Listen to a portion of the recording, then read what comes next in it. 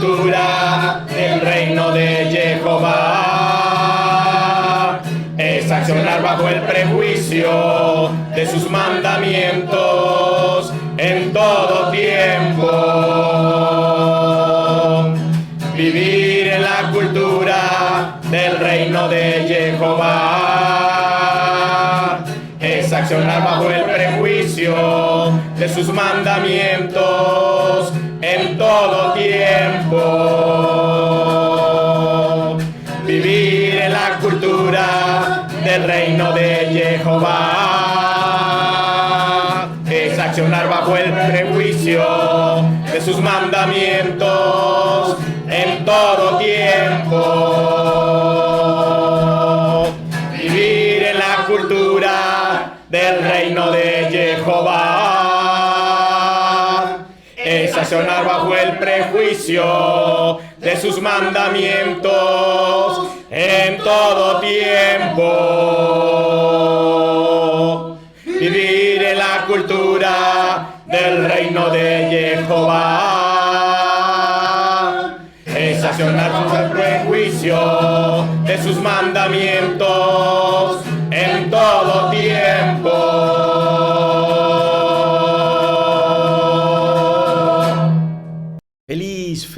Feliz y bendecido día de victoria, preciosos reyes amados, preciosa familia santa. Bienvenidos a esta hermenéutica del día de hoy, a este Shabbat que el Padre nos ha regalado para tener una perfecta comunión con Él, que está ya preparado de tiempos remotos, porque Él tiene propósito con todos y cada uno de sus hijos. Y en este Shabbat Él abre las compuertas del cielo para que todos sus hijos que le obedecen y guardan el Shabbat tengan una comunión perfecta con Él. Y entronizamos este Shabbat adorando al Padre, dándole gracia, gloria y honra, porque Él es bueno, santo y fiel en todo momento. Abba, Padre de la gloria, Jehová de los ejércitos.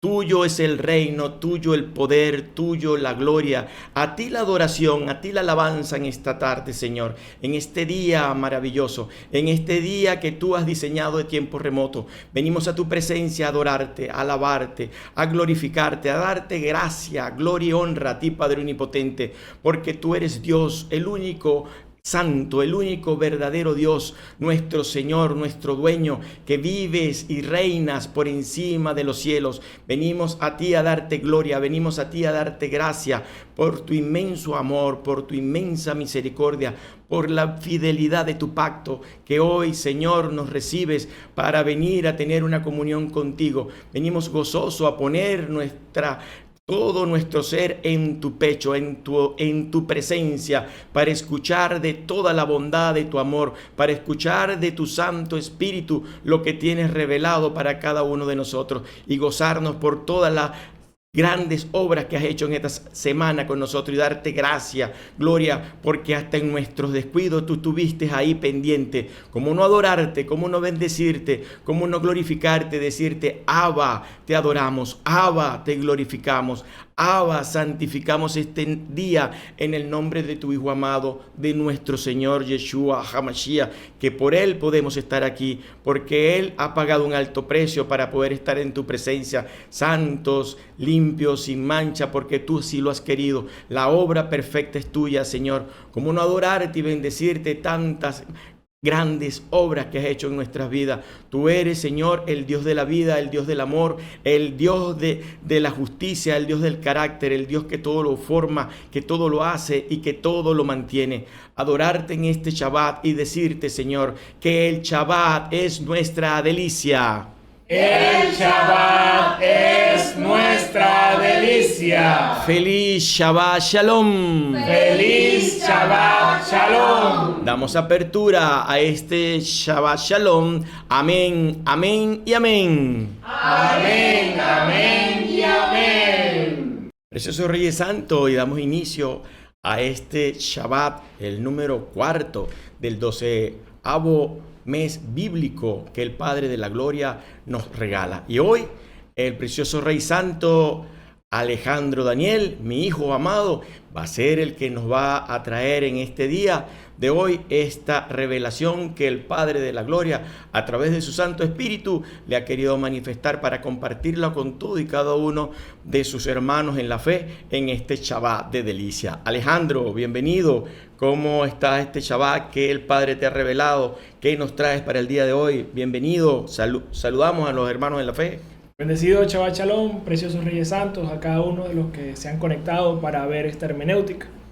El Padre Santo hoy trae mucha revelación de lo que viene siendo volver al origen.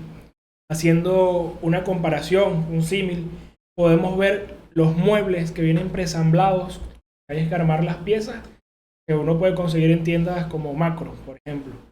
La palabra de hoy es un instructivo para que nosotros podamos armar el mueble de nuestras vidas, volviendo a ese origen de una forma que quede bien estructurado. Y bueno, dependiendo de la situación de cada uno de los que nos ven hoy, puede que ese mueble esté empezando a armarse y puede armarlo correctamente, puede armarlo derecho. Puede que ya esté a medio armarse y esté un poco desordenado y tenga que volver hacia atrás y volver a empezar con la simiente, para que su vida quede derecha conforme a ese instructivo que es la palabra de Jehová. Pero sin importar en qué etapa estemos, en qué etapa nos encontremos de nuestras vidas, es armarla conforme lo dice el Padre Jehová, que no sobren piezas, que no falten algunas y que en ningún momento quede una puerta choreta, una puerta que abra hacia otro lado, una puerta que se caiga ni nada, sino que quede cimentado conforme lo dice la palabra del Padre Santo sobre la roca. Amén. Perfecto, perfecto, Rey Santo. O sea, así como lo dice Yeshua, por la puerta angosta, o sea, amén, por el camino que él ha determinado. Preciosos Reyes Santos, pongámonos en el diván para disfrutar de este manjar que el Padre de la Gloria hoy nos ha querido dar para disfrutar. En victoria, bendecido día. Y comenzamos con la primera lectura de este Shabbat, la cual está tomado del Éxodo, capítulo 20, versos del 1 al 17. Entonces Dios dijo todas estas palabras: Yo soy Jehová, tu Dios, el que te sacó de Egipto, país de la esclavitud. No tendrás otros dioses fuera de mí. No te harás estatua ni imagen alguna de lo que hay arriba en el cielo, abajo en la tierra y en las aguas debajo de la tierra. No te postres ante esos dioses, ni les sirvas, porque yo, Jehová, tu Dios, soy un Dios celoso. Yo pido cuentas a los hijos, nietos y bisnietos por la maldad de sus padres que no me quisieron. Pero me muestro favorable hasta 1000 generaciones con los que me aman y observan mis mandamientos.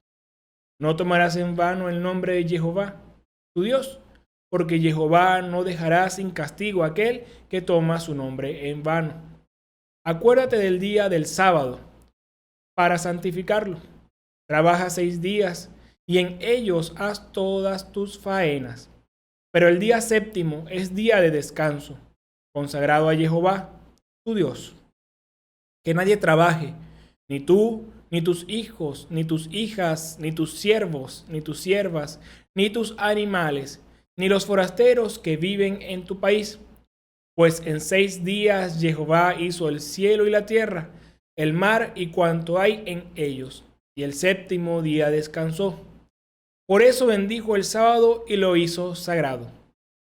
Respeta a tu padre y a tu madre, para que se prolongue tu vida sobre la tierra que Jehová, tu Dios, te da.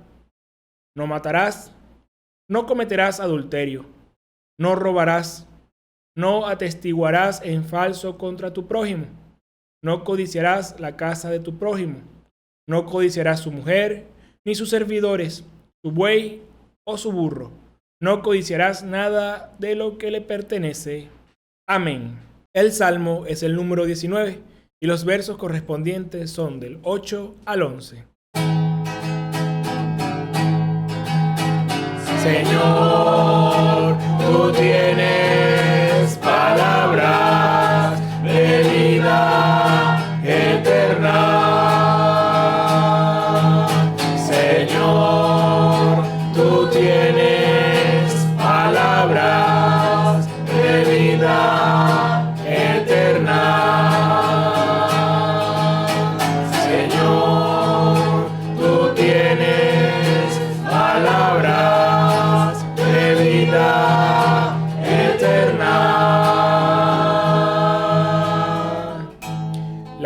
del Señor es perfecta, es remedio para el alma. Toda declaración del Señor es cierta y da al sencillo la sabiduría. Señor, tú tienes palabras de vida eterna. Señor, tú tienes palabras de vida eterna. Las ordenanzas del Señor son rectas y para el corazón son alegría. Los mandamientos del Señor son claros y son luz para los ojos.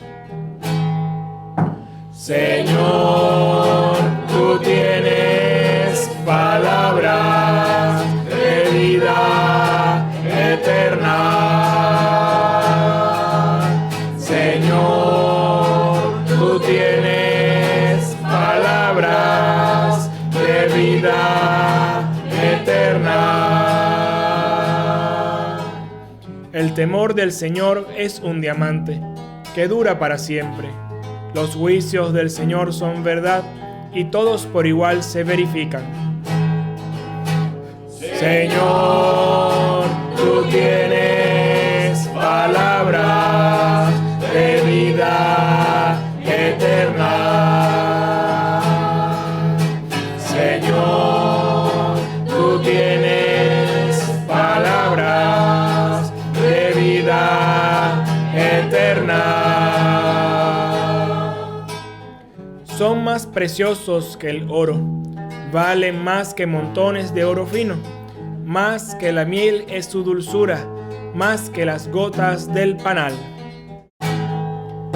Señor, tú tienes palabras de vida eterna. Señor, tú tienes palabras de vida eterna.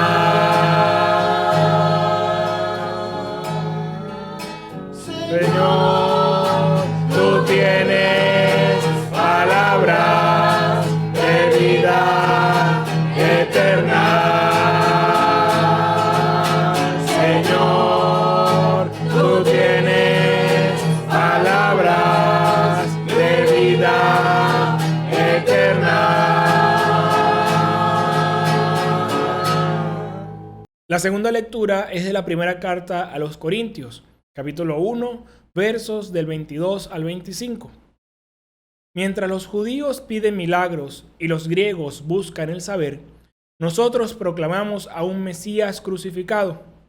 Para los judíos, qué escándalo, y para los griegos, qué locura. Pero para los que Dios ha llamado, judíos o griegos, este Mesías es fuerza de Dios y sabiduría de Dios, pues las locuras de Dios tienen más sabiduría que los hombres, y la debilidad de Dios es más fuerte que los hombres. Amén. El Evangelio es de Juan, capítulo 2, versos del 13 al 25, y dice así. Se acercaba la Pascua de los judíos, y Jesús subió a Jerusalén. Encontró en el templo a los vendedores de bueyes, ovejas y palomas, y a los cambistas sentados detrás de sus mesas. Hizo un látigo con cuerdas y los echó a todos fuera del templo, junto con las ovejas y bueyes. Derribó las mesas de los cambistas y desparramó el dinero por el suelo. A los que vendían palomas les dijo, saquen eso de aquí y no conviertan la casa de mi padre en un mercado. Sus discípulos se acordaron de lo que dice la Escritura, me devora el celo por tu casa. Los judíos intervinieron. ¿Qué señal milagrosa nos muestras para justificar lo que haces? Jesús respondió, destruyan este templo y yo lo reedificaré en 3 días. Ellos contestaron, han demorado ya 46 años en la construcción de este templo, ¿y tú piensas reconstruirlo en 3 días? En realidad, Jesús hablaba de ese templo que es su cuerpo. Solamente cuando resucitó de entre los muertos, Sus discípulos se acordaron de lo que había dicho y creyeron tanto en la Escritura como en lo que Jesús dijo. Jesús se quedó en Jerusalén durante la fiesta de la Pascua, y muchos creyeron en él a ver las señales milagrosas que hacía. Pero Jesús no se fiaba de ellos, pues los conocía a todos, y no necesitaba pruebas sobre nadie, porque él conocía lo que había en la persona. Amén. La ley espiritual de esta hermenéutica está en Juan capítulo 2, verso 19. Yeshua respondió: destruyan este templo y yo lo reedificaré en 3 días. El complemento correspondiente a la primera lectura está en Éxodo 20, del 2 al 3. Yo soy Jehová, tu Dios, el que te sacó de Egipto, país de la esclavitud. No tendrás otros dioses fuera de mí. En cuanto a la segunda lectura, está en 1 Corintios 1, 23.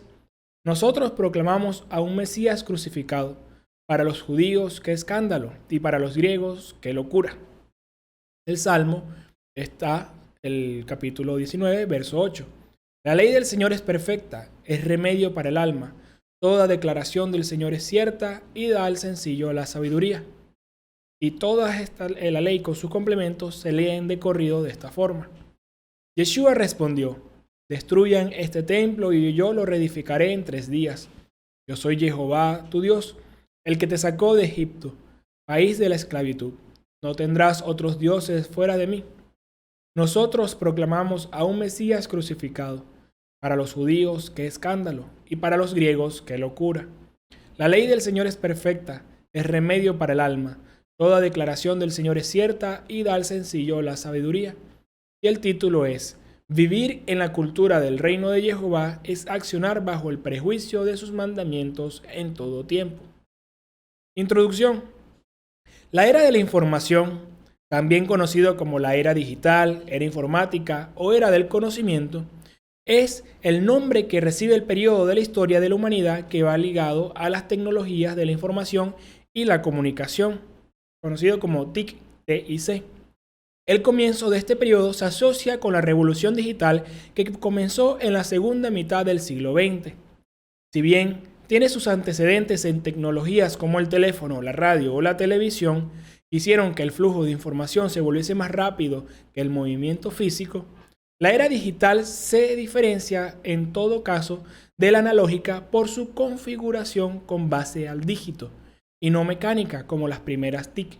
El desarrollo de la comunicación y de la transmisión de información es una de las características especiales de nuestra civilización. Desde que se inventó la imprenta de tipos móviles hacia 1450 por Johannes Gutenberg, la cual, al permitir producir libros masivamente, supuso un gran impulso a la conservación y transmisión de información, ideas y cultura. A nivel académico, se desarrollan las teorías de la información, las cuales son teoría general de sistemas y teoría de la cibernética, que tiene como función estudiar cómo lograr hacer llegar los mensajes con mayor eficacia a un público cada vez mayor, más crítico, exigente o simplemente saturado e insensible. La unión de las telecomunicaciones y el tratamiento de la información crean la disciplina conocida como telemática. Paradójicamente, en contraposición, la sociedad actual se descompone aceleradamente de muchas maneras, cuando un conjunto de factores la divorcian de sus valores universales, la ingresan en una crisis de autoestima y confianza que vulnera sus sueños y capacidades y activan en ella, por decirlo así, el germen de la autodestrucción. Antes de que existiera la interconexión global y tanto flujo de información, las familias se regían por principios morales arraigados en el fundamento de los mandamientos bíblicos. La sociedad estaba siendo edificada bajo la base del pacto matrimonial, pero poco a poco, como una moneda donde por una cara estaba el Señor y su familia, y por la otra cara el emplazamiento de locales para el esparcimiento, se legalizó la tolerancia a la inmundicia, donde se daban rienda suelta al pecado, pensando que una cosa no tiene por qué afectar a la otra. Así es como los patriarcas contaminados impregnaron de toda clase de vicios y demonios, además integrantes de su familia en casa.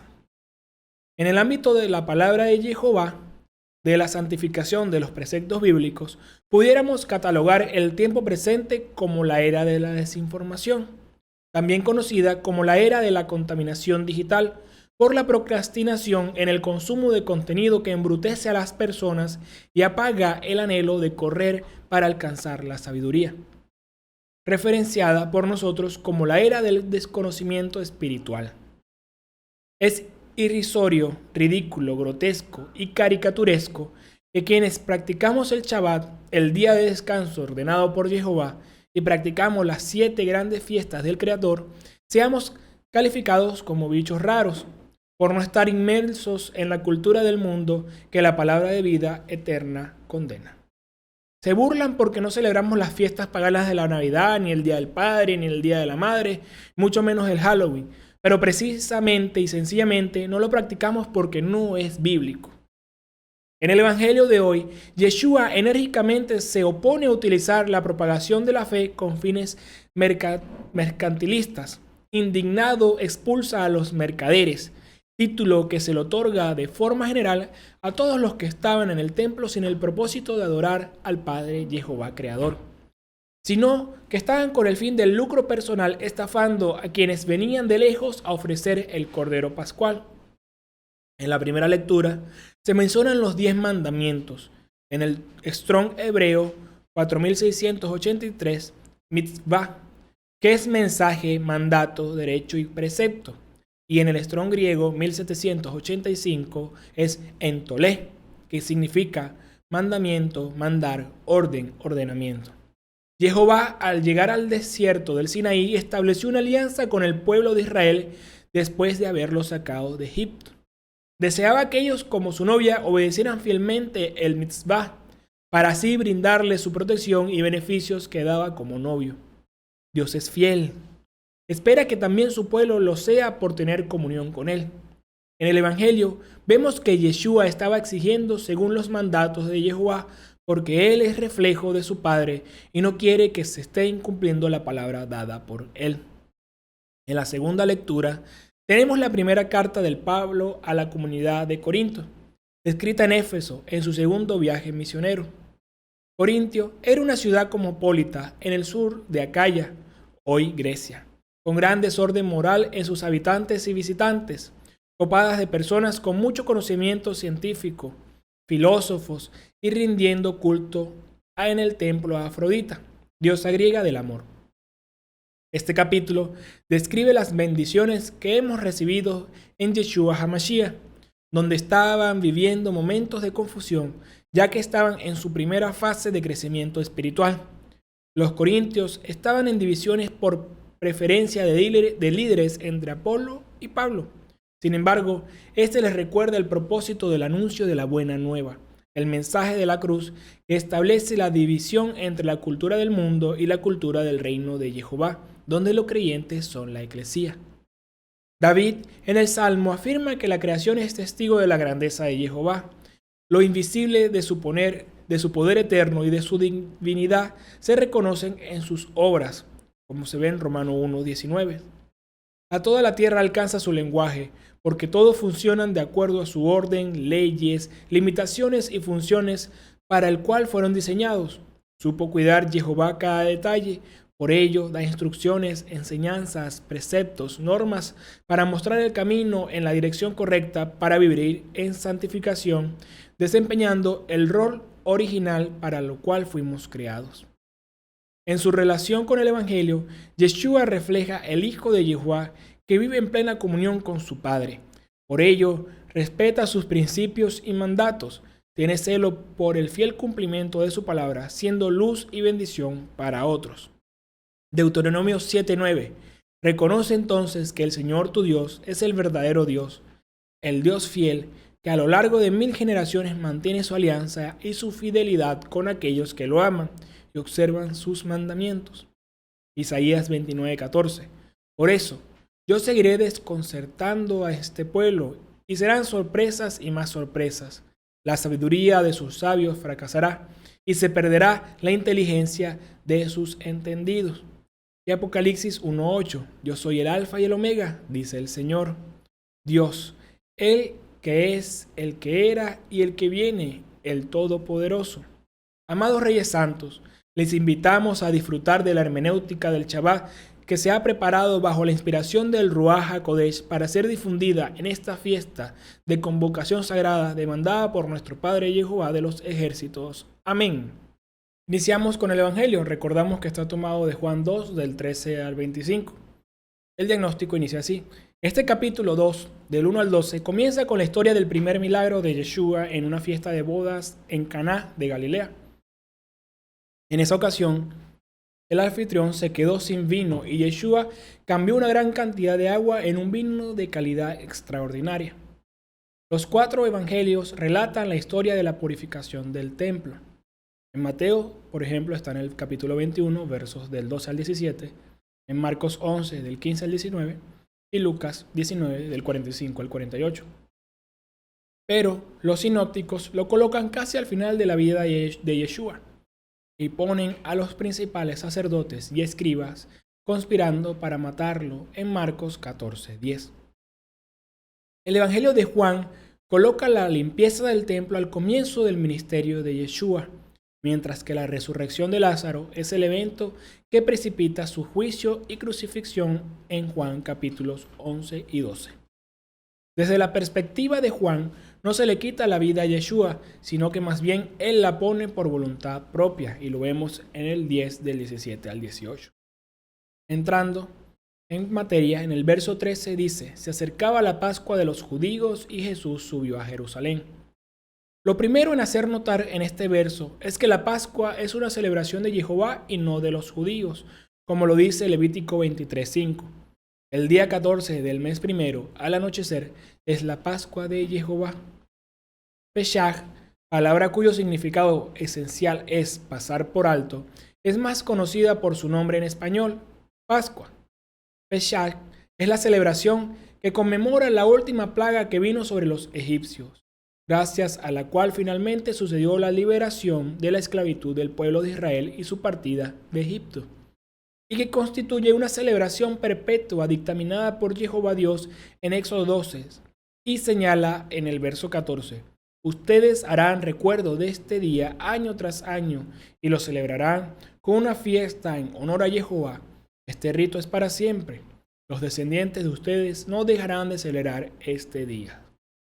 Dice también en Juan, Jesús subió a Jerusalén. Nos habla a favor del cumplimiento por parte de Yeshua de esta convocatoria eterna por parte del Altísimo.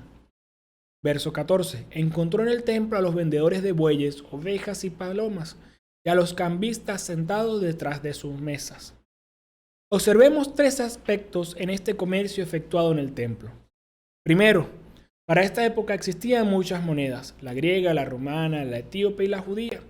Sin embargo, la única que se aceptaba en el templo era la moneda judía, ya que las demás eran consideradas paganas. Todo judío que se presentara en el templo tenía que cambiar sus monedas extranjeras por judías. Sin embargo, lo hacían pagando más del valor real, ya que los cambistas sacaban gran ganancia de esto. Le ponían comisión. Segundo, esto era necesario porque adentro del templo estaban a la venta los animales que se ofrecían para el sacrificio, los cuales eran vendidos a mayor precio del que se vendía fuera del templo. Ahora bien, si alguien compraba un animal fuera del templo y lo llevaba al templo, antes de entrar, existía un grupo de inspectores que examinaban a los animales y eran demasiado rigurosos, a tal punto que generalmente rechazaban a todos los animales declarándolos como no aptos para el sacrificio, por lo que el judío no tenía muchas posibilidades de que le aceptaran su animal para el sacrificio y no le quedaba otra que ser estafado dentro del templo. Muchos gentiles que creían en Dios llegaban al templo para adorar, pero ellos solo podían llegar hasta el atrio de los gentiles donde estaban ubicados los cambistas, juntos con los vendedores de bueyes, ovejas y palomas. Por lo que podemos imaginar el gran bullicio de los animales y las discusiones regateando los elevados precios de las ventas. Esto le hacía difícil al gentil prosélito hacer sus plegarias delante de Jehová Dios. Ahora el problema es que eran ejecutadas estas actividades comerciales en el templo. Estas actividades, según estudiosos bíblicos, antes se realizaban en el valle de Cedrón, pero Caifás, el sumo sacerdote, permitió que quienes lo apoyaban fueran a los establos del templo a vender y cambiar. Si este es el caso, seguramente había una gran cantidad de personas que estaban ofendidas por este comercio en el templo. Siguiendo en el verso 15, dice, hizo un látigo con cuerdas y los echó a todos fuera del templo, junto con las ovejas y bueyes. Derribó las mesas de los cambistas y desparramó el dinero por el suelo. Nadie hace un movimiento para detener a Yeshua, probablemente porque están contentos de ver que alguien saque esta práctica abominable del área del templo. Sin embargo, imaginen qué enojado debe haber estado Caifás al ver su autoridad tan directamente desafiada. Con más de 100,000 peregrinos en la ciudad para hacer sacrificios en el templo, parece que habría cientos, tal vez miles de ovejas y ganado, aunque la gente pobre, que era la mayoría, solamente podría sacrificar palomas. Lo que viene a la mente es una atmósfera como la de un mercado callejero con docenas o cientos de vendedores, excepto que estos vendedores están alimentando, acicalando y limpiando las heces de los grandes animales. Siempre había peligro que un animal enloquecido pudiera soltarse y profanar partes del templo.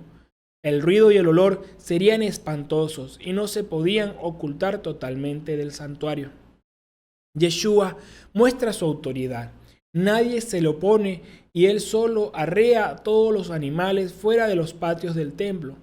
En los evangelios sinópticos, Yeshua critica a los vendedores por hacer del templo una cueva de ladrones, sugiriendo además que realizaban negocios sucios en sus ventas. Continuando con el verso 16, a los que vendían palomas les dijo, saquen eso de aquí y no conviertan la casa de mi padre en un mercado.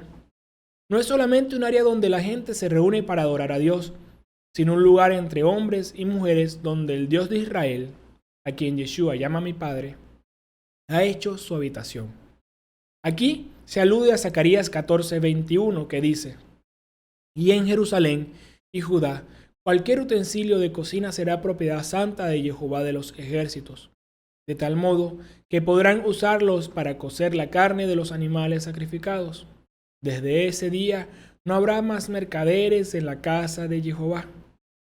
Esta es la primera vez que Yeshua identifica a Dios como su Padre, pero los judíos que lo desafían en el versículo 18 fallan en tomar en cuenta esto. Yeshua, un extraño al orden jerárquico del poder del templo, sacude sus cimientos, interrumpiendo todo el sistema establecido por los dirigentes del templo, durante una de las fiestas del año establecidas por Jehová, haciendo que ni los sacrificios ni los diezmos se pudieran dar ese día. Yeshua solo vive la cultura del reino de su Padre, obrando de acuerdo a sus mandamientos en todo tiempo. Por ello, se mueve la obediencia y la justicia aún a costa de su propia vida. Verso 17. Sus discípulos se acordaron de lo que dice la Escritura, me devora el celo por tu casa. Yeshua no necesitaba usar la fuerza física para hacer su voluntad, ya que una sola palabra suya tenía todo el poder necesario para controlar cualquier situación, y a fin de cuentas se trataba de la casa de su Padre y tenía derecho a hacer esto. Este acto muestra también que reprobaba cualquier conducta irreverente en la casa de Dios y que no dudaría en mostrar su indignación contra quienes degradan las cosas santas. Todo esto está en perfecta armonía con su naturaleza y carácter, ya que donde Él esté, revelará su santidad y producirá limpieza. Me devora el celo por tu casa. Estas palabras vienen del Salmo 69, verso 10. El celo por tu casa me devora, los insultos de los que te insultan recaen sobre mí. Donde el salmista se lamenta del sufrimiento que ha resultado de su fidelidad al Señor, para Yeshua era la casa de su Padre. Para la casta sacerdotal era una casa de mercado donde llevar a cabo sus propios negocios. Después de la resurrección, los discípulos comenzaron a entender lo que había pasado en el templo. Continuando con el verso 18, los judíos intervinieron. ¿Qué señal milagrosa nos muestra para justificar lo que haces? Los judíos, en referencia a los adversarios de Yeshua, que Marcos 11:18 identifica a estos judíos como los jefes de los sacerdotes y los maestros de la ley. Estos debían estar avergonzados por haber llegado al punto de convertir el templo de Jehová en un mercado de ganado, y esto sin contar los robos y abusos que allí se cometían. Pero lejos de ellos, se atrevieron a enfrentarse con Yeshua. Ellos eran quienes tenían el control del templo y no pensaban cederlo. Así que, si Yeshua se atribuía el derecho de actuar como reformador en lo que ellos consideraban su templo, tendría que demostrar la autoridad que tenía para hacerlo. Es aparente que ellos ven la purificación del templo como un acto profético, posiblemente mesiánico, y que esperaban que los profetas realizaran milagros para legitimizar su autoridad. Su pregunta aquí parece más una invitación para que Yeshua los suba a bordo más que un desafío hostil. Aunque tal invitación rápidamente puede convertirse en hostil si no se contesta rápido y nos dice que están conspirando para matar a Yeshua. Pero tengamos en mente que los sinópticos localizan esta historia de la purificación al final del ministerio de Yeshua y la ven como la causa que precipita el hecho para la crucifixión. El verso de la ley espiritual, que es el 19, Jesús respondió: destruyan este templo y yo lo reedificaré en 3 días. Los judíos habían comprendido que Yeshua se estaba presentando como el Mesías. Sin embargo, ellos le pidieron una señal que lo confirmara. En los versos anteriores, Yeshua se refiere al templo en su totalidad, incluyendo sus anexos. Ahora Yeshua se refiere al santuario del templo. La palabra templo es usada tanto para el santuario religioso como para el cuerpo, como se lee en 1 Corintios 3:16. ¿No saben que son el templo de Dios y que el Espíritu de Dios habita en ustedes? Vayamos a Juan 1:14, en donde el preexistente verbo de Dios se había hecho hombre y había venido a habitar entre los hombres. Por lo tanto, en cierta forma de hablar, Yeshua era el verdadero templo de Dios en medio de los hombres. La palabra para destruir es usada tanto para la demolición de casas o templos como para la disolución del cuerpo. Y también levantar puede ser usada para levantar un edificio, y en el uso cristiano constantemente se refiere a la resurrección de entre los muertos. En Marcos 14:58, nosotros le hemos oído decir: yo destruiré este templo hecho por la mano del hombre y en 3 días construiré otro no hecho por hombres.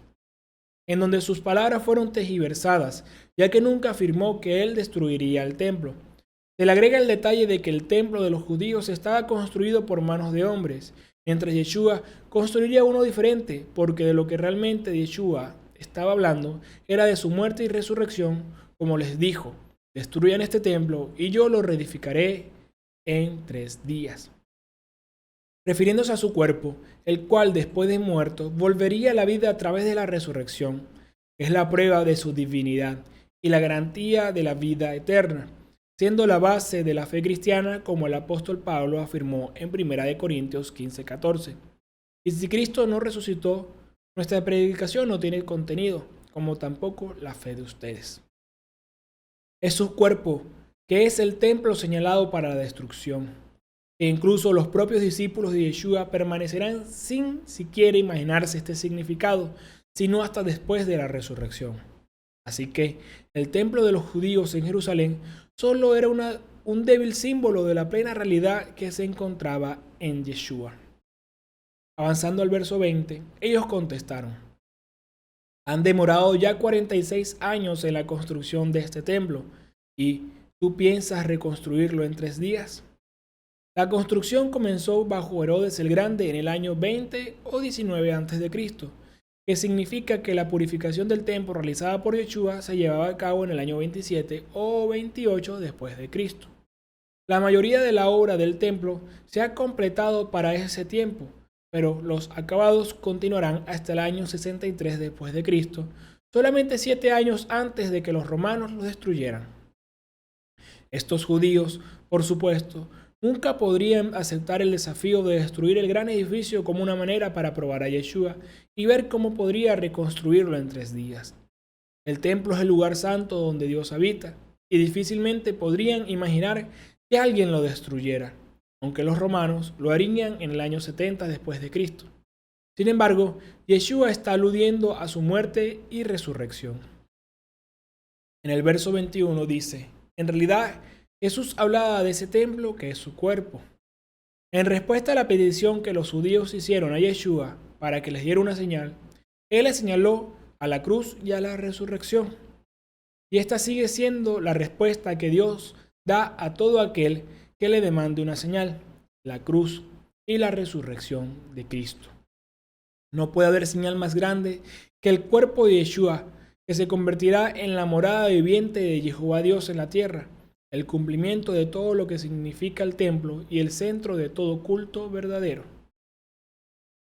El verso 22 dice, solamente cuando resucitó de entre los muertos, sus discípulos se acordaron de lo que había dicho y creyeron tanto en la Escritura como en lo que Jesús dijo. Durante su ministerio, Yeshua tratará de preparar a sus discípulos para su pasión, pero ellos encuentran la idea incomprensible. Sin embargo, no debemos juzgarlos, porque nosotros también encontramos difícil tener una visión diferente de lo que estamos esperando. A estas alturas, los discípulos todavía esperan un tipo de Mesías guerrero, y las insinuaciones sobre la muerte y resurrección solamente los confunden. Más tarde, los discípulos que seguían recordando estas palabras de Yeshua sin entenderlas, cuando vieron su muerte y resurrección, todo empezó a encajar perfectamente en sus mentes y se dieron cuenta de que eso era precisamente lo que les había anunciado. Así que creyeron la Escritura y la palabra que Yeshua había dicho. Por el contrario, los judíos rebeldes cambiaron lo que Yeshua dijo y lo usaron como una evidencia en su contra cuando estaba siendo juzgado por el Sanedrín, de acuerdo a Marcos 14:58. Más tarde, cuando estaba en la cruz, las volvieron a utilizar para ridiculizarle y escarnecerle en Marcos 15:29. Es así como las mismas palabras que produjeron en los discípulos la fe, sirvieron a los incrédulos para formular su acusación de muerte. En los versos 23 al 24, Jesús se quedó en Jerusalén durante la fiesta de la Pascua, y muchos creyeron en él al ver las señales milagrosas que hacía. Pero Jesús no se fiaba de ellos, pues los conocía a todos y no necesitaba pruebas sobre nadie. ¿En qué consistía este creer de Yeshua? Probablemente implicaba que estaban de acuerdo con la denuncia que acababa de hacer en el templo contra todo el comercio que allí se hacía y que todos los israelitas tenían que sufrir en silencio. Y también incluiría su pasión, su admiración y asombro por las grandes obras de poder que Yeshua hacía, como sus milagros de sanidad o la expulsión de demonios. Pero Jesús no se fiaba de ellos, pues lo conocía a todos, porque su fe estaba muy lejos de ser la verdadera fe que salva y que Cristo buscaba en los hombres. La fe que ellos tenían se basaba en milagros, y tal vez en el hecho de estar de acuerdo con Yeshua en que hacían falta algunas reformas drásticas dentro del judaísmo, como la que había empezado en el templo. Pero esto es algo muy diferente a la fe de los auténticos creyentes, que es creer tanto en la Escritura como en lo que Yeshua dice, de acuerdo al verso 22. Finaliza el capítulo en el verso 25, cuando dice, porque él conocía lo que había en la persona. Este versículo presenta a Yeshua como el Dios omnisciente, porque solo Dios conoce lo que hay en nuestro corazón y que Él no se deja llevar por lo extremo o las apariencias. Aunque muchos habían creído, no lo habían hecho de corazón perfecto. Yeshua sabía que muchos lo seguían por la emoción del momento, o porque tal vez esperaban recibir un milagro de los muchos que había realizado entre ellos. Otros habían creído equivocadamente en él, tenían un concepto diferente de Yeshua como el Mesías esperanzado que los dirigiera en una rebelión contra el Imperio Romano, cuando realmente Yeshua había venido a establecer un reino diferente. Al final, su corazón no era perfecto y sus palabras eran cuestión de puras emociones. Continuando con el pronóstico, Yeshua vive y habla la palabra de Dios que para la carne es incomprensible. Por ello, en el capítulo 3, Nicodemo, un hombre que se mueve en dos aguas, por un lado es fariseo de reputación importante, y por el otro lado es uno que viene a Yeshua de noche para no ser visto. Reconoce a Yeshua como enviado de Dios y Yeshua le interrumpe diciéndole en el verso 3, en verdad te digo que nadie puede ver el reino de Dios si no nace de nuevo desde arriba.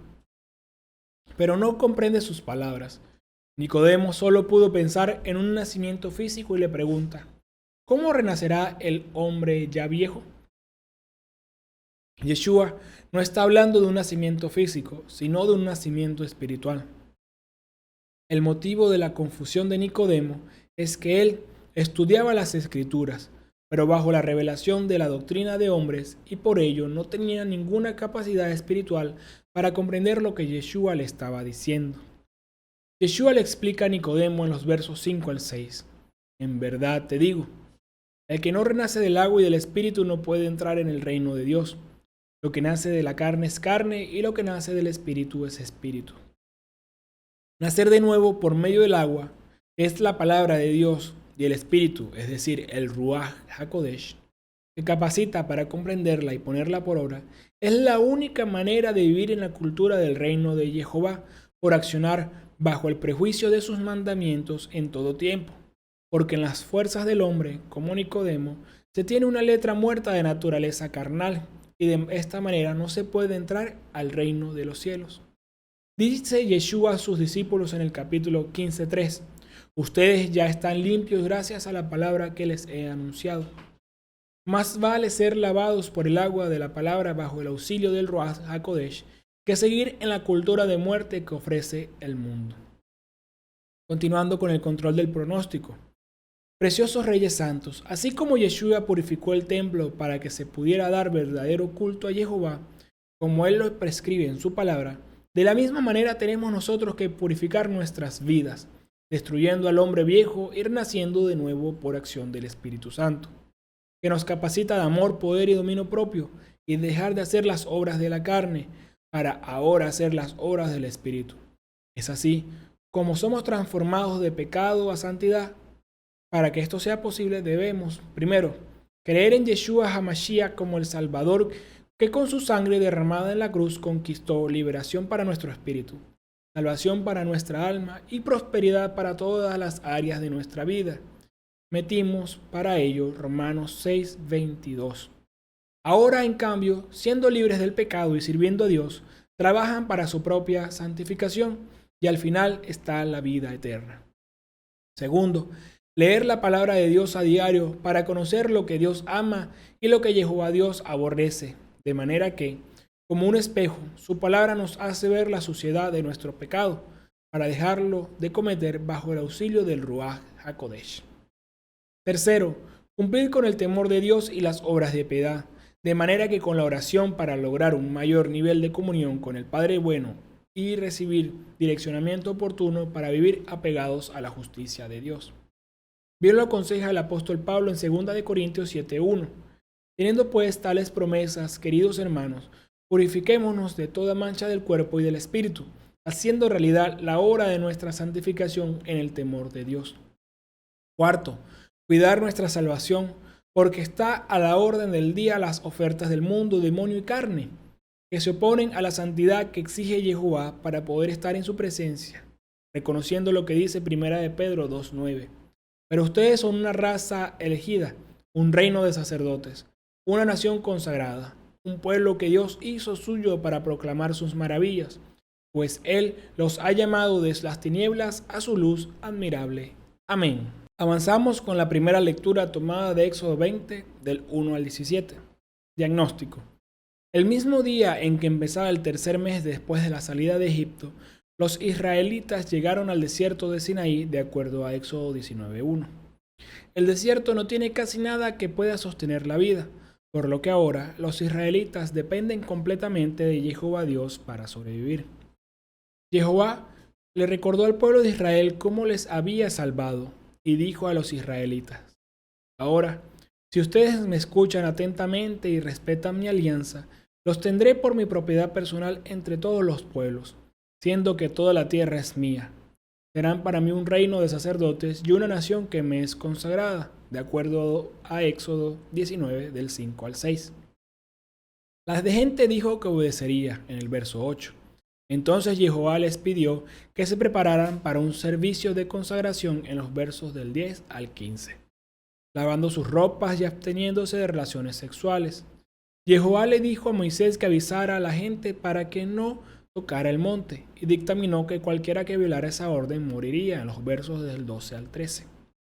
Es así como en una teofanía de truenos relámpagos, el estallido de trompetas, humo y fuego, Jehová apareció ante Moisés y el pueblo de Israel, en los versos del 16 al 25.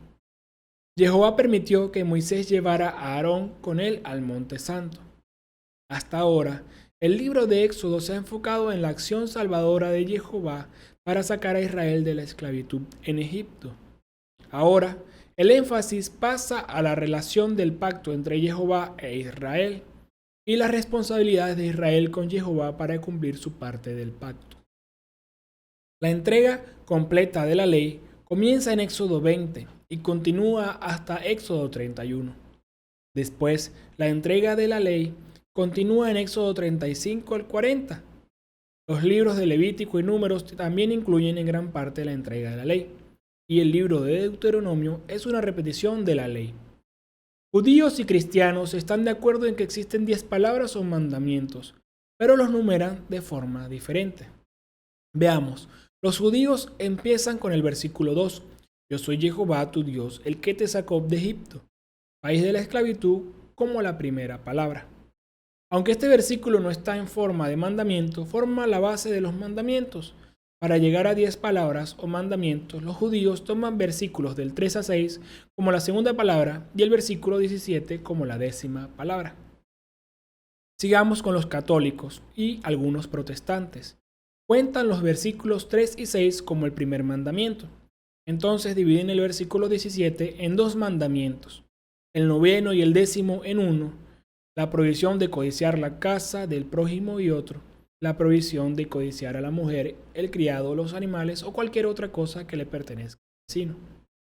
La mayoría de los protestantes piensan del versículo 3 como el primer mandamiento y versículos del 4 al 6 como el segundo. No separan el versículo 17 en 2 y lo consideran el 10º mandamiento. La expresión hebrea, que aparece 3 veces en el Antiguo Testamento en Éxodo 34:28, Deuteronomio 4:13 y Deuteronomio 10:4, literalmente significa 10 palabras. Esta es la razón por la que Éxodo 20 se conoce a menudo como el Decálogo, siendo deca la palabra griega para 10 y logos significa palabra. Estas son las 10 palabras que Dios le dio a los israelitas en el monte Sinaí y las 10 palabras que Dios quiere que todos sigamos. En Éxodo 31:18, Dios le dará las 10 palabras a Moisés en 2 tabletas de piedra. En una tabla, los 5 primeros mandamientos, que tienen un enfoque vertical, describe la relación entre Israel y Dios, y la segunda tableta con los últimos 5 mandamientos, con un enfoque horizontal. Describen la relación entre Israel y la gente de la comunidad del pacto. Demos inicio a la lectura de hoy. Iniciamos con ese verso 1. Entonces Dios dijo todas estas palabras. Jehová Dios es quien habla, y hay 2 hechos que sugieren que Dios dijo estas palabras directamente a la gente en vez de a través de Moisés. Primero, la gente se ha reunido al pie del monte en Éxodo 19:17. Segundo, después de que Dios habla las palabras o mandamientos, la gente teme y le dice a Moisés, habla tú con nosotros, que te escucharemos. Pero que no hable Dios, no sea que muramos, en el verso 20:19. Los versos del 2 al 3, complementarios de la ley espiritual, vamos a ver qué dicen. Yo soy Jehová tu Dios, el que te sacó de Egipto, país de la esclavitud. En este versículo Jehová establece su identidad. Yo soy Jehová tu Dios. E implica la identidad de los israelitas, quienes debían aceptar las 10 palabras por haber comprendido que su Dios era Jehová, a quien le correspondía ordenar la vida de su pueblo de acuerdo a Éxodo 3 del 12 al 16. Israel no solo era un pueblo llamado para entrar en relación de pacto con Jehová, sino además una nación redimida por el brazo fuerte de Jehová, quien le sacó de la esclavitud egipcia. Vamos con la primera palabra, no tener otros dioses, verso 3. No tendrás otros dioses fuera de mí. No ha pasado mucho tiempo desde que los israelitas salieron de Egipto, donde los egipcios alababan a muchos dioses como Anat, Isis, Osiris, Ra y otros. En este mandamiento, Jehová Dios verdadero, el Señor, requiere que solo Él sea adorado. Este concepto de un solo Jehová Dios era extraño a la creencia y práctica politeísta de otras naciones. Le debemos una lealtad de todo corazón, una consagración como a un ser personal a quien tenemos el privilegio de conocer, amar, en qué confiar y con quien podemos tener una comunión bendita. Es peligroso depender de algo que no sea Jehová Dios, ya sea riqueza, conocimiento, posesión o amigos. En ese sentido, este versículo se compara con la exclusividad sexual que un esposo reclama sobre su esposa o que una esposa reclama sobre su esposo. Siguiendo con la segunda palabra, no fabricar ídolos, de los versos del 4 al 6. No te harás estatua ni imagen alguna de lo que hay arriba en el cielo, abajo en la tierra y en las aguas debajo de la tierra. No te postres ante estos dioses, ni les sirvas, porque yo, Jehová, tu Dios, soy un Dios celoso. Yo pido cuentas a hijos, nietos y bisnietos por la maldad de sus padres que no me quisieron, pero me muestro favorable hasta 1000 generaciones con los que me aman y observan mis mandamientos. Los israelitas no deben crear ninguna imagen que pueda convertirse en objeto de veneración o alabanza. El tiempo que pasaron en Egipto les había expuesto a muchas imágenes, objetos de veneración. Los egipcios tenían imágenes que consideraban objetos de alabanza para cada uno de sus numerosos dioses. La razón por que los ídolos se presentan de manera tan negativa en la Biblia es porque representan las religiones de las naciones, de las cuales ha de separarse Israel, y lo que también debe hacer todo el que es verdaderamente de Cristo. En Deuteronomio 7:5, Jehová ordena derribar y hacer pedazos todo ídolo extranjero, recordándoles en el verso 6, eres un pueblo consagrado a Jehová, tu Dios. Jehová te ha elegido de entre todos los pueblos que hay sobre la faz de la tierra, para que seas su propio pueblo. Los libros proféticos también presentan la idolatría extranjera en Isaías 19:1, 3, en Jeremías 50:20, entre otros, en los Salmos 96:5, 106 del 36 al 39, 135 del 15 al 18. Permanece la vigencia contra los ídolos extranjeros en Hechos 16:17 y en 1 Corintios 8. Porque yo, Jehová, tu Dios, soy un Dios celoso. Esta es la primera de las cláusulas que empiezan con porque y explica en cada palabra un mandamiento particular. Jehová no tolera infidelidad. Yo pido cuentas a hijos y nietos y bisnietos por la maldad de sus padres que no me quisieron. Lo que demuestra que las acciones de los padres afectan a sus hijos. Padres que no tienen una relación con Dios a menudo producen hijos que tampoco la tienen. Y esos hijos pueden esperar ser castigados por sus pecados. Los pecados de una generación a menudo visitan generaciones sucesivas. Padres adictos al alcohol o a las drogas suelen destruir a sus hijos espiritual, psicológica y físicamente. Hijos cuyos padres son infieles o que abusan del juego o que se ven involucrados en comportamiento criminal se enfrentarán con muchos de los mismos problemas en un futuro. Nuestro comportamiento trae consecuencias y esas consecuencias afectan a nuestros hijos y a nuestros prójimos, tanto como a nosotros mismos. Finaliza esta sección con el verso 6, que dice, pero me muestro favorable hasta 1000 generaciones con los que me aman y observan mis mandamientos. Hay un contraste entre el pedir cuentas por la idolatría a hijos, nietos y bisnietos, y para quienes aman a Jehová y cumplen sus mandamientos se muestra favorable por 1000 generaciones. La maldición dura relativamente poco tiempo, pero la bendición dura mucho tiempo. La raíz importante aquí es la acción de los padres en el verso 5, la maldad de sus padres que no me quisieron, y en este verso 6, que me aman y observan mis mandamientos. Yeshua explica este principio en Mateo 7, del 17 al 18. Lo mismo pasa con un árbol sano, da frutos buenos, mientras que el árbol malo produce frutos malos. Un árbol bueno no puede dar frutos malos, como tampoco un árbol malo puede producir frutos buenos. Continuando con la tercera palabra, dice, no tomar el nombre de Jehová en vano. Verso 7. No tomarás en vano el nombre de Jehová, tu Dios, porque Jehová no dejará sin castigo a aquel que toma su nombre en vano. Para esta palabra, la prohibición no se refiere a no usar el nombre, sino usarlo vanamente y sin sentido. La prohibición de pronunciar el nombre de Jehová Dios es de origen rabínico, no de la ley. El carácter y la identidad de Jehová van unidos al nombre de Jehová. Entonces, usar el nombre de Jehová para hacer algo no honorable sería profanar su nombre, no usarlo por nombrarlo. Gente no debe usar el nombre de Jehová para garantizar algo que no se piensa honrar. Esto incluiría usar el nombre de Jehová en un juramento falso o utilizar el nombre de Jehová en conexión con cualquier tipo de engaño o actividad deshonrosa. Usar el nombre de Dios para manipular a los demás, eso sería un uso injusto del nombre de Dios. Porque Jehová no dejará sin castigo a aquel que tome su nombre en vano. Esta es la segunda de las 3 frases que empiezan con porque en estos versículos. Estas cláusulas nos dan las razones por las que una persona debe obedecer el mandamiento. En este caso, Jehová les avisa que no dejará a nadie sin castigar de esos que tomen en vano su nombre. Cuarta palabra, santificar el Shabbat, va de los versos 8 al 11 y dice, acuérdate del día del sábado para santificarlo. Trabaja 6 días y en ellos haz todas tus faenas. Pero el día séptimo es día de descanso consagrado a Jehová, tu Dios. Que nadie trabaje, ni tú, ni tus hijos, ni tus hijas, ni tus siervos, ni tus siervas, ni tus animales, ni los forasteros que viven en tu país. Pues en 6 días Jehová hizo el cielo y la tierra, el mar y cuanto hay en ellos, y el séptimo día descansó. Por eso bendijo el sábado y lo hizo sagrado. Es el más largo de los mandamientos y tienes instrucciones claras que cumplir. Primero, acuérdate. En el Strong Hebreo 2142 es sacar.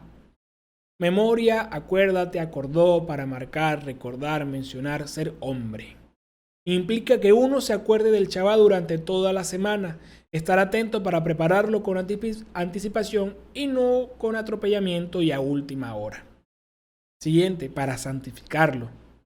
Del Strong Hebreo 6942, que es Kadash. Significa santificado, santifico, santificados, ser apartado o consagrado. Dios ha apartado algo o alguien para un propósito santo. El Shabbat es santo porque Dios lo ha establecido como día de descanso y alabanza. Israel es una nación santa porque Dios la escogió para ser el pueblo de su pacto. El tabernáculo y el templo son santos porque Dios los ha apartado para ser lugares donde la gente pueda alabar y estar en presencia de Dios. Sacerdotes y levitas son santos porque Dios lo ha apartado para este tipo de servicio. Continuando otra cláusula, trabaja 6 días. Este versículo no requiere que la gente trabaje 6 días a la semana, pero tampoco permite que trabajen más de 6 días a las semanas. Establece el límite de los días para laborar. Jehová ha establecido 6 días de trabajo como parte del orden creado de las cosas. El día séptimo es día de descanso. Descanso en el Strong Hebreo 7673 es Shabbat, que significa cesar, cesó, cesará, al reposo, desistir del esfuerzo. Por lo que la palabra hebrea Shabbat tiene más que ver con parar o cesar que con reposar. Ha llegado a significar reposo o descanso porque el cese del trabajo implica un descanso. Es un día para apreciar más plenamente su amor y misericordia y a cooperar más eficazmente con Él, ayudando a nuestros prójimos en sus necesidades espirituales. Otra cláusula, que nadie trabaje. De lo que está bajo tu autoridad y cobertura espiritual no deben trabajar. Esto no prohíbe las obras de misericordia o el trabajo esencial para la preservación de la vida y la salud que no puede realizarse en otros días. Siempre es lícito hacer el bien en Shabbat, como se lee en Mateo 12 del 1 al 14 y Marcos 2 del 23 al 28. Esta no es la primera vez que se menciona guardar el Shabbat. Cuando Jehová empezó a proveerles maná en Éxodo 16, donde les dio instrucción de recoger el día sexto doble ración para guardar para el Shabbat, y se y se verificó al quebrantamiento de este mandamiento en el verso 29. Acuérdense de que Jehová les ha dado el sábado, y por eso el día sexto les ha doblado la ración. Quédense cada uno en su casa y que nadie se mueva el día séptimo. El mandamiento no solo concierne a los adultos israelitas, también a sus hijos, siervos y criados, animales y cualquier extranjero que se encuentre entre ellos. Provisiones como estas están ahí para eliminar cualquier confusión o excepción. El Mishnah, la ley oral, especificó 39 tipos de trabajos prohibidos durante el Shabbat, y los rabíes podían pronunciar sentencia en casos particulares. Se permitían ciertas excepciones, como actuar para salvar una vida. Yeshua se vio involucrado en 6 controversias en las que fue acusado de trabajar durante el Shabbat. 5 de ellas fueron curaciones y una fue cuando sus discípulos recogieron trigo en Shabbat. Todo esto bajo la ley de hombres y no bajo la ley de Jehová. El verso 11 trae memoria Génesis 2 del 2 al 3. Dice, el día séptimo Dios tuvo terminado su trabajo y descansó en ese día de todo lo que había hecho. Bendijo Dios el séptimo día y lo hizo santo, porque ese día descansó de sus trabajos después de toda esta creación que había hecho. Es probable que Dios hiciera esto no por estar cansado, sino por dar ejemplo a los israelitas a quienes requeriría mantener el Shabbat como día santo. El Shabbat constituye una fiesta de Jehová de convocatoria semanal e inicia en el capítulo 23 de Levítico que habla de ellas. Veamos, verso 3. Habrá 6 días trabajados y el séptimo día será un gran sábado, como una asamblea santa. No será ningún trabajo. El gran sábado será para Jehová en todos los lugares donde vivan. Ahora, si nos dejamos gobernar por Jehová, debemos guardarla. Continuando con la quinta palabra, honrar a tu padre y a tu madre. Verso 12. Respeta a tu padre y a tu madre para que se prolongue tu vida sobre la tierra que Jehová tu Dios te da. Este mandamiento también tiene que ver con Dios, porque la relación con los padres es un reflejo de nuestra relación con Jehová Dios.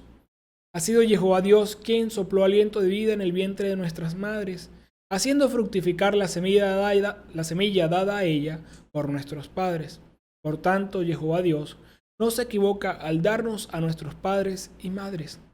Por ello, no honrarles es no honrar a Jehová. Con este mandamiento, los hijos cuidarán por las necesidades de sus padres ancianos. Su sistema requería que padres ancianos entregaran su propiedad a sus hijos y esos hijos se hacían responsables del cuidado de sus padres. Yeshua llamó la atención al hecho de que algunos hijos saltaban este requisito, declarando que le habían dado a Dios cualquier apoyo que el padre hubiera recibido del hijo. Yeshua denunció esta práctica, diciendo que aquellos que la practicaban anulaban la ley de Dios en favor de sus propias tradiciones, como se ve en Marcos 7, del 11 al 13. Es además un mandamiento con promesa, para que se prolongue tu vida sobre la tierra que Jehová tu Dios te da. Aquí no se refiere a vivir tantos años como Matusalén, sino dejar descendencia buena y santa del reino porque refleje a Yeshua HaMashiach. Pasamos a la segunda tabla. La sexta palabra, no matar. Verso 13, no matarás. Lo primero es la muerte que causa al espíritu del hombre. La desobediencia a la palabra de Jehová Dios separa de Dios. Estar muerto espiritualmente es sembrar la muerte en el prójimo. La intención de este mandamiento era proteger a Israel, la comunidad del pacto, contra matanza sin sentido. Su intención no era prohibir la pena de muerte o matar en caso de guerra. El que mata a un ser humano que ha sido creado a imagen de Jehová Dios es como si matara a Dios mismo. El castigo por un asesinato es la pena capital prescrita en Levítico 24:17. Cualquier comprensión correcta de nuestra relación con nuestro prójimo indica que debemos respetar y honrar su vida, pues toda vida es sagrada de acuerdo a Génesis 9 del 5 al 6. Aunque este mandamiento no prohíbe la pena de muerte, matar en defensa propia o matar en caso de guerra, sí ofrece bastante protección contra un asesinato sin sentido y basado en malicia u odio. En lugar de ser uno de los mandamientos más fáciles de guardar, en realidad es uno de los más difíciles, porque podemos matar con nuestras palabras, acciones y actitudes hacia nuestro prójimo. Continuando con la séptima palabra, no cometer adulterio. Del verso 14, no cometerás adulterio. La palabra adulterio se refiere a las relaciones sexuales entre un hombre y una mujer cuando por lo menos uno de ellos está casado con otra persona.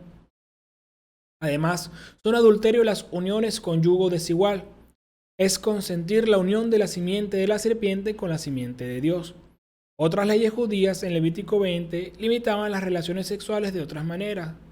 Por ejemplo, a un hombre se le prohibía tener relaciones sexuales con su nuera, con otro hombre, tomar a una mujer y a su madre como esposas, tener relaciones sexuales con un animal, tener relaciones sexuales o ver desnuda a su hermana, tener relaciones sexuales con una mujer que está menstruando, ver desnuda a la hermana de su madre o a la hermana de su padre, tener relaciones con la esposa de su tío, con la esposa de su hermano, aunque había una excepción con la esposa de su hermano en el caso de que un hombre muriese sin hijos.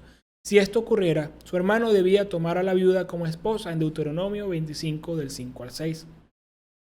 También estaba prohibido profanar a su hija prostituyéndola en Levítico 19:29. También tener relaciones sexuales con una mujer virgen comprometida a otro hombre, como se ve en Deuteronomio 22 del 23 al 27. Apoderarse de una mujer virgen y tener relaciones sexuales con ella, como se ve en Deuteronomio 22 del 28 al 30. De todos modos, el hecho de que el adulterio aparece en estas 10 palabras o mandamientos demuestra la seriedad con que se trataba. La familia es la fundación de la sociedad. Entonces, que un hombre interfiera en el matrimonio de otro o que una mujer interfiera en el matrimonio de otra mujer crea un problema familiar y social al respecto. Yeshua afinó aún más el mandamiento en Mateo 5 del 27 al 28 cuando dice: ustedes han oído que se dijo, no cometerás adulterio, pero yo les digo, quien mira a una mujer con malos deseos ya cometió adulterio con ella en su corazón. Y esto es un ejemplo más de muchos. Y hay gente que llama a Dios castigador y se hace llamar cristocéntrico y no cumple ni lo uno ni lo otro. El mandamiento número 8, o la octava palabra, no robar. Verso 15, no robarás. Algunos eruditos consideran que esta palabra o mandamiento solo prohíbe robar las pertenencias de otro si se hace a escondidas. Pero no hay por qué limitarlo de esta manera. Tomar la propiedad de otro a escondidas se llama hurto y tomar la propiedad de otro por medio de la violencia se llama robo. Nuestras leyes consideran el robo como el peor de los crímenes, porque es más probable que los que roban inflijan daño físico sobre la víctima.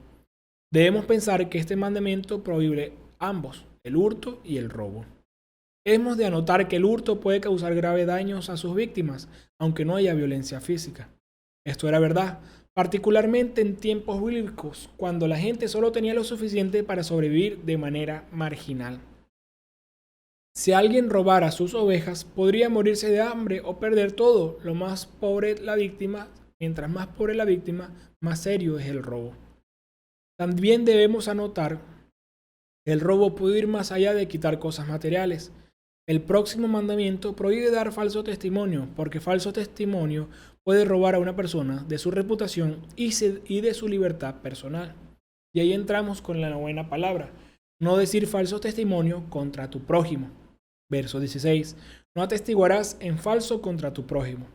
Se refiere, en primer lugar, a no testificar falsamente contra una persona en un tribunal. Pero también implica no decir cosas contra el prójimo a otras personas y, en general, no mentir.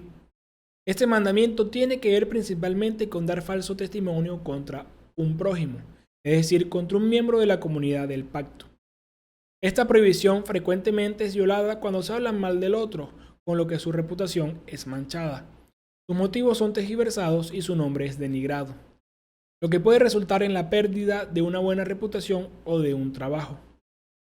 Dañar un matrimonio o una relación entre amigos, para la mayoría de nosotros, la tentación más grande es cuando este mandamiento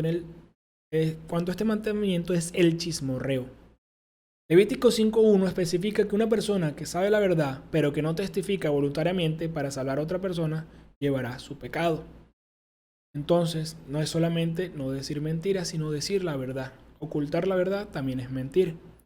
Por las graves consecuencias que pueden resultar de un falso testimonio, la ley judía requería la corroboración de por lo menos 2 testigos para culpar a una persona de un crimen.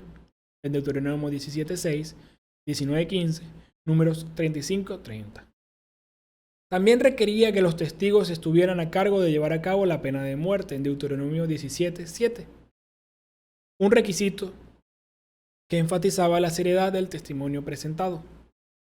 Si parecía que una persona era culpable de hablar en falso, la ley requería que la comunidad impusiera el mismo castigo sobre el falso testigo que éste pretendía imponer sobre otro, y se ve en Deuteronomio 19, del 16 al 20. Y la 10ª palabra es: no codiciar a la mujer ni las cosas de tu prójimo. Están en el verso 17. No codiciarás la casa de tu prójimo. No codiciarás su mujer ni sus servidores, su buey o su burro. No codiciarás nada de lo que le pertenece. Los católicos y algunos protestantes separan el versículo 17 para crear el 9º y 10º mandamiento. Aquí lo tratamos como un solo mandamiento, porque así es. Se define la codicia como el querer algo que sea del otro. Debemos tener en cuenta: está prohibido hacer cualquier intento para obtener algo que pertenece a otro, cuando uno mismo desea poseerlo. Está prohibido convencer a alguien a vender algo que no desea vender por medio de presión, incluso si se dé el pago total. Y el deseo de tener las cosas de otros puede llevar a la violencia y al asesinato, como se ve en Primera de Reyes 21. Finalmente, se puede decir que la codicia es la raíz de la cual crece el robo y toca las raíces de los otros mandamientos dados por Jehová Dios. Lo más importante de no codiciar es que va directo a nuestro comportamiento. Si controlamos nuestros deseos, no estaremos tentados a matar o a cometer adulterio o a robar o a rendir falso testimonio. Podemos controlar nuestros deseos, particularmente si empezamos a ejercer control sobre ellos antes de que se conviertan en obsesión o adicción. Esto implica que un buen entrenamiento espiritual es vital para saber qué es y qué no es permisible. En nuestra cultura hay personas cuya crianza les ha dejado ineptos en este aspecto. Muchos padres no logran transmitir buenos valores a sus hijos. Y avanzamos con el pronóstico. En los versos del 18 al 21, los terrores del Sinaí, los truenos, los relámpagos, el sonido de la trompeta, la montaña humeante, la nube y la voz que hablaba desde ella, llenaron al pueblo del santo temor, como en Deuteronomio 5, 23, 31. Moisés tranquilizó al pueblo con la serena seguridad de que no necesitaba temer. Los israelitas tenían todavía embotada su comprensión de Jehová Dios y por lo tanto necesitaban la disciplina del temor hasta que llegara el tiempo, cuando estuvieran listos para ser guiados por la tierna voz del amor. Moisés se acercó a Jehová Dios, entonces, en contraste con el temor de sus compañeros israelitas, que los apartó de Dios Todopoderoso. Versos del 22 al 26. Jehová habló a Moisés: esto dirás a los hijos de Israel: ya han visto cómo yo les he hablado desde el cielo. No podrán junto a mí dioses de plata ni de oro. Es comprensible esta repetición de la prohibición del verso 3, debido a la prevalencia e idolatría de este tiempo. Demuestra cuán fuerte era esa presión idolátrica por el hecho de que cuando el pueblo pensó que Moisés lo había dejado, inmediatamente hizo un becerro de oro. Que Jehová dijera: me harás un altar de tierra y sobre él ofrecerás tus sacrificios de comunión, indica que los sacrificios ya eran conocidos, como lo dice Génesis 8:20 y 22, 9 y 13. No mucho antes, Jetro había ofrecido un sacrificio dentro del campamento de Israel en Éxodo 18:22. Aunque durante muchos años los israelitas no habían ofrecido sacrificios a Jehová Dios en Egipto, evidentemente preservaron la idea de hacerlo, motivo por el amor y en su ardiente deseo de que su pueblo no se corrompiera por la idolatría. Otra vez Jehová Dios prohibió la talla de altares adornados con objetos que los indujeran a la idolatría. Esto sugiere el pensamiento adicional de que, si intentamos poner algo nuestro en el sacrificio como un motivo para su aceptación, lo ofrendamos en vano. Es decir, que es bajo las condiciones del Padre Jehová y no bajo nuestros pareceres o nuestras intenciones. La intromisión del yo, por bien intencionada que sea, es contaminación. El altar es una expresión de la voluntad de Jehová Dios. No es suficiente que la ofrenda sea hecha con un motivo puro, debe ser ofrecida de una manera pura y reverente. Finaliza el capítulo en el verso 26, que no se refiere a la desnudez del miembro del hombre, puesto que los sacerdotes llevaban calzoncillos de lino, como se lee en Éxodo 28, 42, sino de la desnudez de las piernas. Por respeto al altar no se pueden mostrar las piernas desnudas. Y avanzando con el control del pronóstico, Jehová Dios nos exhorta para que lo coloquemos delante de todo lo demás, colocándolo de primero en nuestros afectos y en nuestras vidas, en armonía con el requerimiento de Yeshua en Mateo 22 del 37 al 38. Y no está aboliendo los mandamientos, sino que los reúne los 5 de cada tabla en uno. Tenemos así, primer grupo que tiene que ver con la honra de Jehová en el verso 38. Jesús le dijo: amarás al Señor tu Dios con todo tu corazón, con toda tu alma y con toda tu mente. Este es el gran mandamiento, el primero. Y el segundo grupo que tiene que ver con la honra al prójimo en el verso 39, que dice: pero hay otro muy parecido, amarás a tu prójimo como a ti mismo. Es así como constatamos que la palabra de Jehová Dios no tiene sombra de variación y permanece para siempre, independientemente que la creas u obedezcas. La ley de Jehová nos dice que no podemos tener otro Dios, que no podemos fabricar ídolos, que no podemos tomar el nombre de Dios en vano, que debemos santificar el Shabbat, que debemos honrar a padre y a madre, que no podemos matar. Nos dice que se casa un hombre con una mujer y no se puede cometer adulterio ni relaciones sexuales previas al pacto matrimonial. Nos dice que no podemos robar, ni mentir, ni codiciar nada del prójimo. Estas 10 palabras de Dios han de ser el fundamento de nuestro carácter, de nuestro accionar, para vivir honorablemente esforzados en la gracia santificante del Ruach HaKodesh. Este es el fundamento que sostiene nuestro aliento de vida, aunque seamos un escándalo repudiado por el mundo, aunque para muchos otros seamos unos locos de atar, nuestro estándar no radica en ser comprendidos por la mayoría. Se basa más bien en amar a Jehová y a Yeshua con todo nuestro ser. Después veremos quién tiene un estante bien armado. Juan 14:15. Si ustedes me aman, guardarán mis mandamientos. Amén. Proseguimos con la segunda lectura, recordando que es de 1 Corintios 1, del verso 22 al 25. El pronóstico. Corintio era una ciudad importante y abundante en el istmo que separa el norte del sur de Grecia. El apóstol Pablo pasó allí 18 meses durante su segundo viaje misionero y fundó allí una iglesia. Hechos 18 relata la obra de Pablo en Corintio durante ese tiempo con bastante detalle. Después de salir de Corintio, Pablo escribió una carta a los cristianos en Corintio, avisándoles que no tuvieran trato con la gente de mala conducta, y se ve en el capítulo 5, verso 9. Pero esa carta se perdió. Pablo escribe esta carta para responder a un informe de la gente de Cloé sobre los problemas existentes en la iglesia de Corintio, y lo vemos en capítulo 1, verso 11. Corintio es una ciudad griega, pero tiene una población judía bastante grande. Mientras vivía en Corintio, Pablo trabajó con judíos y griegos, y ambos formaban parte de la iglesia corintia. Para los judíos y los griegos, la cruz parecía un sinsentido. En los versículos de hoy, Pablo responde a estas dos maneras que ellos tienen de ver la cruz. Y veamos, verso 22. Mientras los judíos piden milagros y los griegos buscan el saber. Exigir milagros es un tipo de idolatría. Es insistirle a Dios que se demuestre, es insistir que Dios calme nuestras dudas y que lo haga de una manera acorde a nuestro pensar. Los judíos religiosos siempre demandan milagros para creer, aunque paradójicamente Yeshua realizó muchos en medio de ellos, pero jamás creyeron porque su corazón era duro. Por otro lado, los griegos buscaban sabiduría. Ellos estaban acostumbrados a aprender nuevas filosofías o doctrinas de dioses extraños. Y si las cosas no estaban en armonía con lo que conocían, difícilmente creían. Sin embargo, independientemente de lo que puedan pedir, el mensaje es sencillo, porque la predicación del Evangelio gira alrededor de lo que Yeshua hizo en la cruz del Calvario, su sacrificio perfecto, que puede dar salvación a todo aquel que crea. Tener sabiduría de todas las cosas es la tentación a la que los griegos son más susceptibles, pero su sabiduría no tiene el poder de salvar. De aquí llegamos al verso que es complemento de la ley espiritual, el 23. Nosotros proclamamos a un Yeshua, a un Mesías crucificado. Para los judíos, qué escándalo, y para los griegos, qué locura. Los judíos exigen milagros y los griegos buscan sabiduría. Pero Pablo tiene algo muy distinto que ofrecerles. Predica a Cristo crucificado. En el Strong griego 4625, escandalón significa escándalo, escándalos, tropezadero.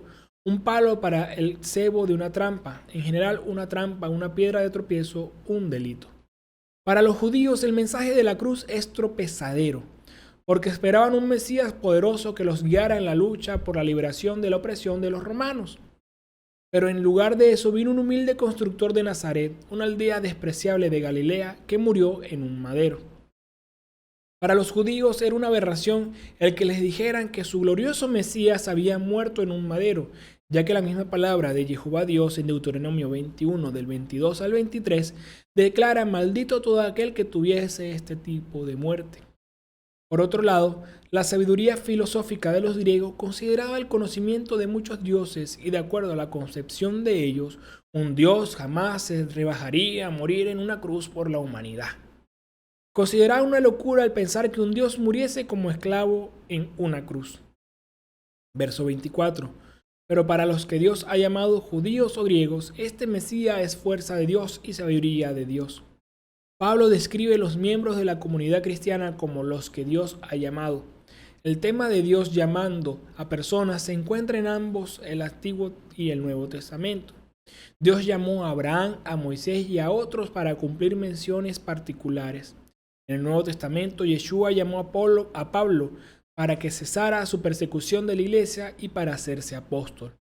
Para aquellos llamados por Dios, la cruz de repente tiene sentido, y lo que parecía una locura cuando estábamos afuera mirando hacia adentro, de repente se aclara al mirarlo desde dentro. Podemos ver que la cruz no es una tontería, sino la fuerza y la sabiduría de Dios. Es fuerte porque tiene el poder de salvar. Es sabia porque la muerte de Cristo en la cruz dice más claro que nada que el amor de Dios para nosotros no tiene límites. Verso 25. Pues las locuras de Dios tienen más sabiduría que los hombres, y la debilidad de Dios es más fuerte que los hombres. Dios es sabio y fuerte. Entonces cualquier iniciativa que viene de la voluntad de Dios viene de su sabiduría y tiene un gran efecto. Esto no se puede decir de las confabulaciones humanas que proceden de nuestro entendimiento limitado y que a menudo no logran su propósito. Pero para muchos es difícil ver esto. Han invertido en su sabiduría o fuerza personal y no encuentran una razón en su corazón para fiarse del plan de salvación de Dios, porque la salvación no es un logro de la sabiduría humana, es el abrazo de Dios en su mayor acto de amor en el Calvario. Continuamos con el pronósticos. Llegamos al final del primer capítulo de Primera de Corintios. Con estos versículos el apóstol concluye su mensaje referente a dónde el hombre puede encontrar la verdadera sabiduría y poder. Pablo finaliza presentando la gloria del cristianismo, la cual no se encuentra fundamentada en nada de este mundo ni tampoco reservada para un grupo exclusivo de personas. Veamos en los versos del 26 al 29, el apóstol le recuerda que, a pesar de su humilde procedencia, ahora el cristianismo, su condición delante de Dios era completamente diferente, pero no porque ellos, aún los de cura noble, tuvieran algo extraordinario de que jactarse, sino porque Dios en su infinita misericordia había querido bendecirlos. En los versos del 30 al 31 vemos que encontramos la mayor gloria que una persona puede alcanzar en la vida. Cristo es el centro de su vida. Entonces, estar en Cristo significa una relación con Cristo Yeshua que abarca todo, una relación que tiene el poder de salvar. Esta relación incluye justificación como don de Dios en lugar de ser un logro personal. Esto nos iguala al pie de la cruz. Por eso no hay siervo ni libre, no hay varón ni hembra. Cuando estamos en Cristo no hay lugar para jactarse, ya que todos hemos recibido el mismo don. Y si todas las cosas son obra de Cristo y no resultado de nuestros logros personales, entonces ¿de qué nos jactamos? Nuestra sabiduría, justificación, santificación y redención son obra de Cristo, no nuestra. Solo podemos recibirlas como don de Dios. Entonces, ¿qué motivos tenemos para jactarnos? Ninguno. Solo podemos jactarnos de que Dios ha sido bueno con nosotros, que no tenemos nada en nuestras propias manos que no encomiende a Dios. Control del pronóstico. Los judíos buscaban señales para creer, siendo que tenían las escrituras y eran las mismas que les condenaba por no obedecerlas.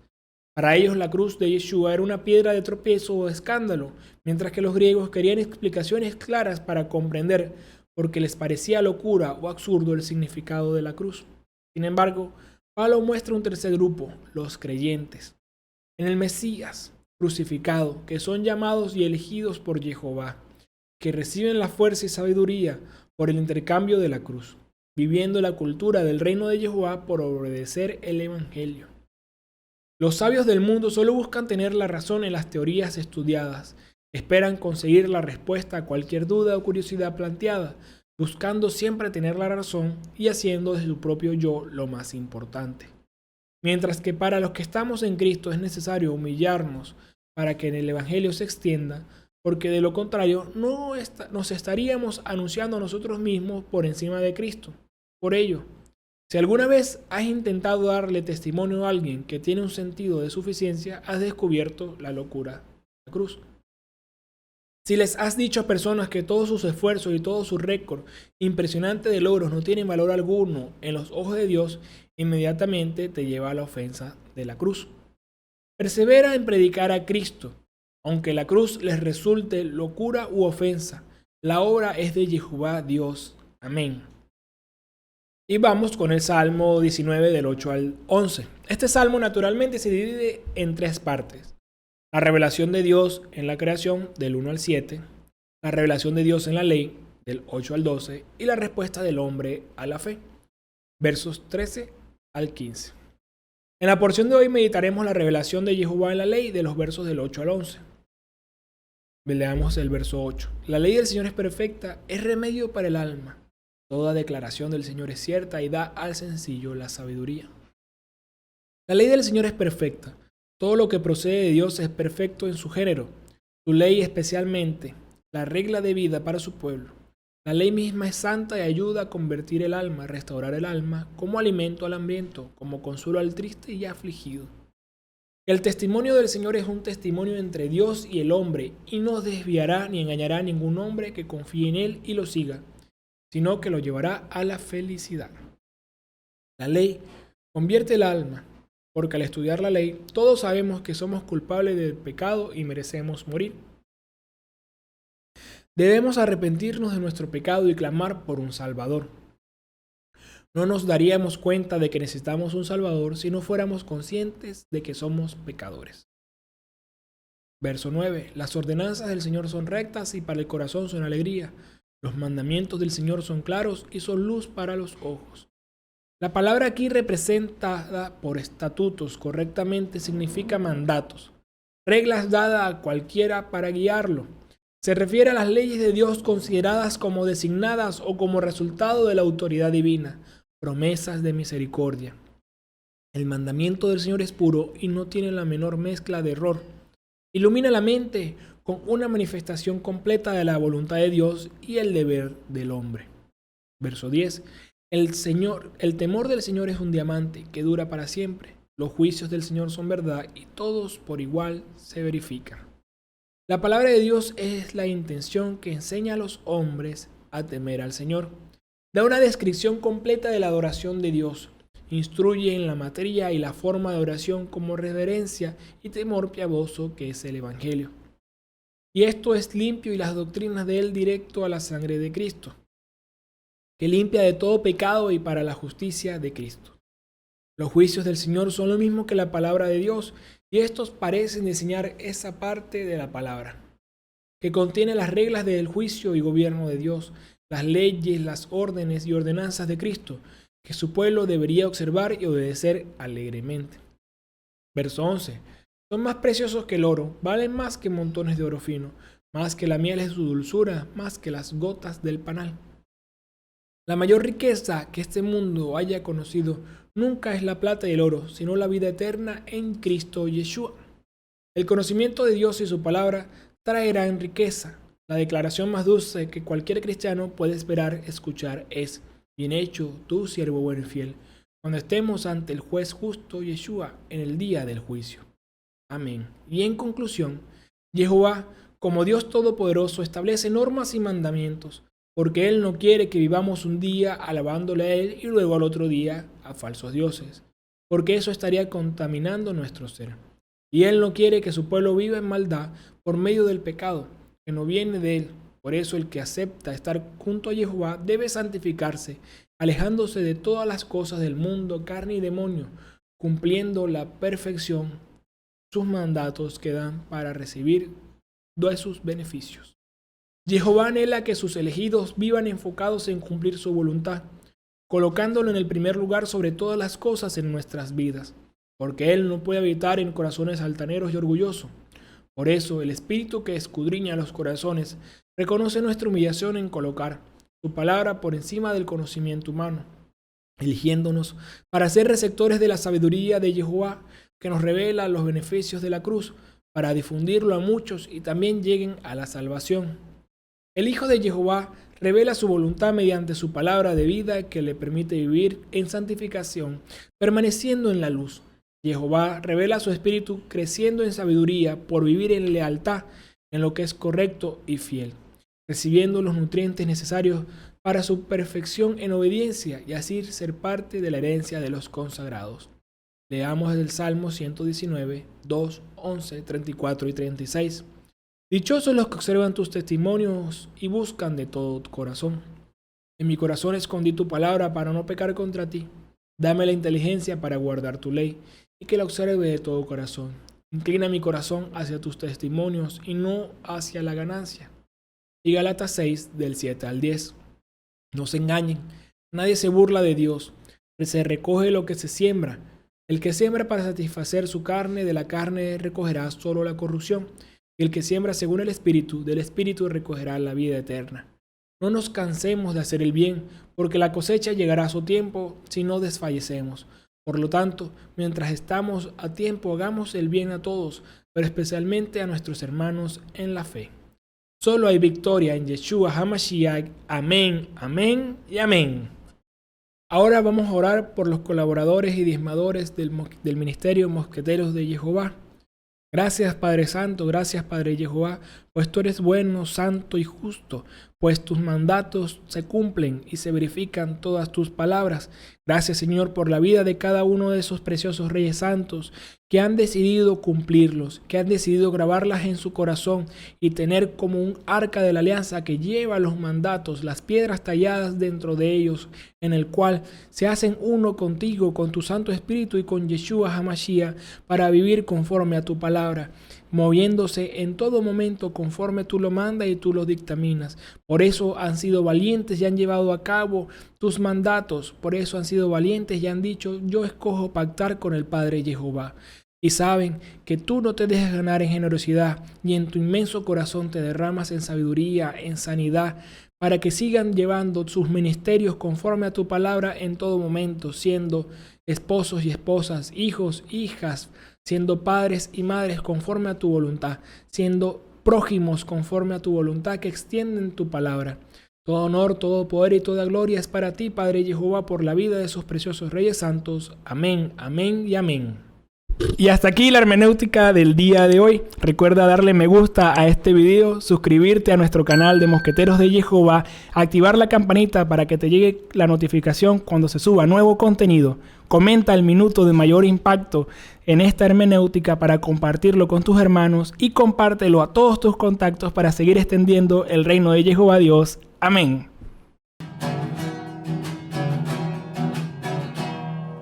Vivir en la cultura del reino de Jehová es accionar bajo el prejuicio de sus mandamientos en todo tiempo. Vivir en la cultura del reino de Jehová es accionar bajo el prejuicio de sus mandamientos en todo tiempo. Vivir en la cultura del reino de Jehová es accionar bajo el prejuicio de sus mandamientos en todo tiempo.